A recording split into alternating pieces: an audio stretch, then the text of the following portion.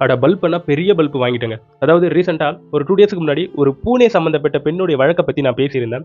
அந்த வழக்கு இப்போ வந்து விசாரணைக்கு வந்து அதில இருக்கக்கூடிய உண்மைத்தன்மை என்பது வெளிப்பட்டிருக்கு. அடப்பாவி! அந்த பெண்ணுக்கா இப்படி நம்ம சப்போர்ட் பண்ணி பல்ப் வாங்கிட்டோம் அப்படின்ற மாரியான ஒரு மனநிலை தான் எனக்கு. ஆக்சுவலா என்ன நடந்திருக்குன்னா, அந்த பொய் புகார் அந்த பெண் வந்து என்ன குடுத்துருக்காங்கன்னா, அதாவது பூனேவுல ஒரு 22 வயசு இருக்கக்கூடிய ஒரு பெண்மணி வந்து பூனே சிட்டில ஒரு அபார்ட்மெண்ட்ல வந்து 11த் ஃப்ளோர்ல வந்து வாழ்ந்துட்டு வராங்க.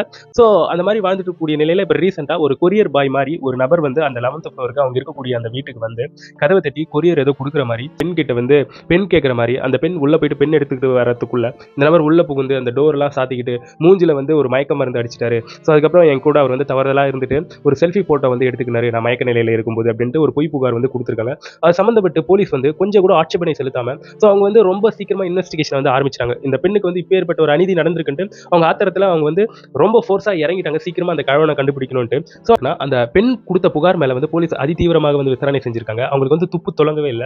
ஒரு கட்டத்துல வந்து அந்த கொரியர் பாய் மாரி ஒரு கொரியர கொண்டு வந்தாரு இல்லையா? ஸோ அந்த கொரியர் கம்பெனிக்கு போயிட்டு போலீஸ் வந்து கேட்டிருக்காங்க. இந்த மாரி இந்த அட்ரஸ்க்கு நீங்க வந்து ஏதாச்சும் கொரியர் சென்ட் பண்ணியிருக்கீங்களான்னு கேட்கும்போது, இந்த மாரி அட்ரஸ்க்கு நாங்க எந்த கொரியருமே அனுப்பலன்ட்டு கொரியர் கம்பெனி சைட்ல இருந்து சொல்லியிருக்காங்க. அதுக்கப்புறம் அந்த அபார்ட்மெண்ட்ல இருக்கக்கூடிய சிசிடிவி கேமரா வந்து செக் பண்ணி பார்க்கும்போது, அடிக்கடிக்கு ஒரு நபர் வந்து வந்து போகக்கூடிய அந்த விஷயத்த வந்து போலீஸ் வந்து நோட் பண்றாங்க. அதுக்கப்புறம் அந்த பெண் கிட்ட விசாரணை வந்து முன்னெடுக்கிறாங்க.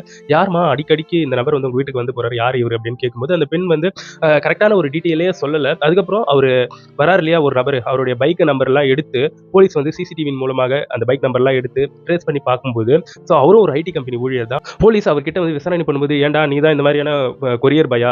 நீ இந்த மாதிரிலாம் அந்த பொண்ணு வீட்டுக்கு வந்து போறியா? என்ன கதை?" அப்படின்னு கேட்கும்போது, அவன் வந்து அப்பதான் சொல்றான். அவனும் ஒரு ஐடி கம்பெனில வேலை செய்யக்கூடிய ஒரு நபரு.